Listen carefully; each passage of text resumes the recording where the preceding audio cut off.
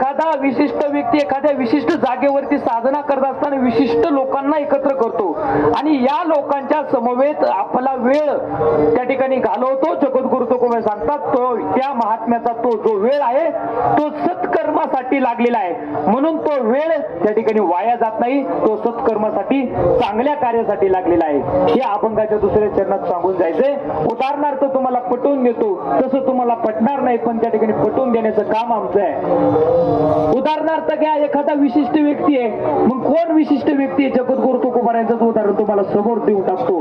जगद्गुरु तुकोबारायांनी 14 टाळकरी एकत्र केले. इकडे तिकडे बघू नका, माझ्या लक्ष द्या. 14 टाळकरी एकत्र केली आणि 14 टाळकऱ्यांच्या समवेत त्या ठिकाणी त्यांनी ती बलाढ्य शक्ती निर्माण केली.